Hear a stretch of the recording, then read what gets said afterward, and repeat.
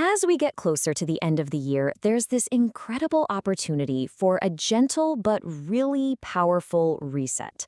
We're going to be talking about a very special full moon today, one that's so much more than just a beautiful light in the sky. Yep, we're diving deep into Margashirsha Purnima. And this quote just hits the nail on the head, doesn't it? It perfectly sets the stage for what this day is all about. It's not about big, dramatic changes, but about these subtle internal shifts, finding clarity, connecting with devotion, and giving your heart a genuine reset right before the New Year craziness begins. Okay, so to really grab a hold of this opportunity, let's start with the basics. What exactly is this day, and, when is it happening? All right, go ahead and circle Thursday, December 4th, 2025 on your calendar.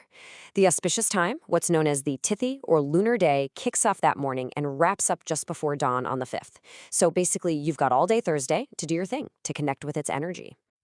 Now, what makes this particular full moon in 2025 so special is that it has this kind of double dose of energy. Not only is it the final full moon of the year, which is always a natural time to reflect, but it's also a supermoon. This means its energy is just amplified, making it an even more potent, more powerful time for getting clear and letting go. So, beyond just the timing of it, this month carries some serious spiritual weight. In fact, you could say it comes with one of the highest endorsements you could possibly imagine. I mean, just listen to this. This quote is from the Bhagavad Gita, one of the most sacred texts in Hinduism. Lord Krishna himself says, "Among months, I am Margashirsha." Wow. I mean, think about that for a second. That single line just elevates this whole month to a completely different level. It tells us this is a spiritually fertile time, just perfect for growing some inner peace and devotion. So what does that actually mean for us in practice? Well, it really boils down to these three things. The full moon is like a giant cosmic spotlight, helping us see what we've completed, what's done, and what we can finally gratefully let go of. It's also a fantastic time for auspicious works, especially things like charity. But maybe most importantly, it's a call to turn inward, to find that inner clarity that is the real foundation for any gentle reset. But the richness of this day just keeps on going. It's this fascinating convergence where three totally distinct divine energies and traditions all meet on this one special day. And each one offers a key piece of our reset puzzle. So first up is the Satyanarayan Puja. This is a really beloved ritual that families do at home, and it's dedicated to Lord Vishnu. It's all about welcoming prosperity, protection, and a real sense of contentment into your home. This is our first pillar, contentment. And right alongside that, two other major celebrations are happening. We've got Annapurna Jayanti, which honors the goddess of food. This gives us our second pillar, nourishment, reminding us to be grateful for what we have and to share it. And at the same time, we have Dattatreya Jayanti, which celebrates the Lord of wisdom and simplicity. This is our third pillar, wisdom, reminding us of our inner teacher, that guru within. I know, this might sound like a lot, but the real beauty of all these traditions is just how accessible they are. So let's break it down into some simple, practical ways that anyone, and I mean anyone, can connect with the energy of this day. You can really just think of it in 4 easy steps. 1, start your morning with the simple intention, what's called a sankalpa. Maybe it's just for clarity or for compassion. 2, if you can, say a little prayer at home or pop into a temple. 3, this one's a big one, practice an act of charity. And finally, 4, just end the day by acknowledging the moon itself. A simple offering of water is said to be really calming for the mind.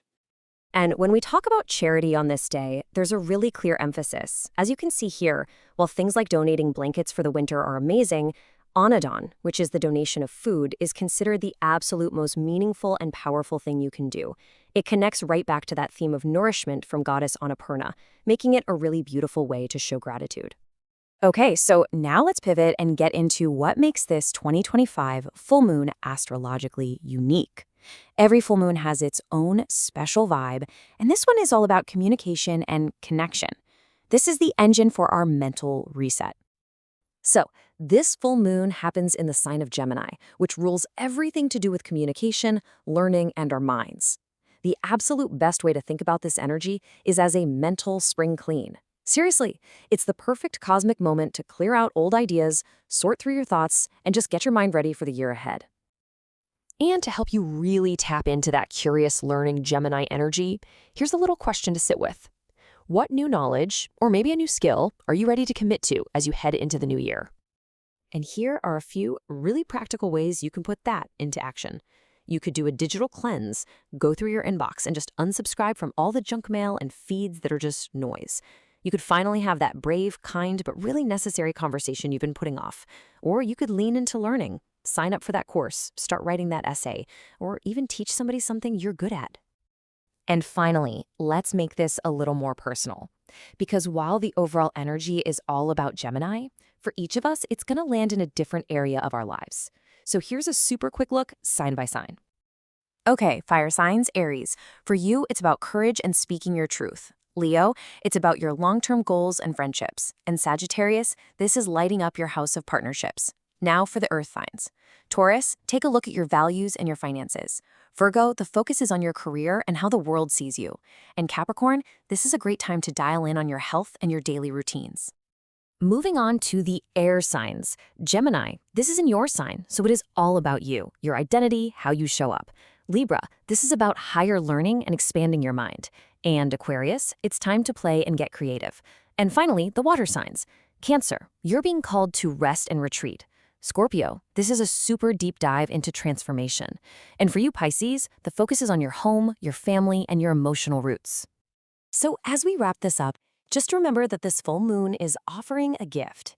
It's an opportunity for deep nourishment and profound clarity. The only real question left is, what clarity are you ready to receive? Thanks so much for joining me.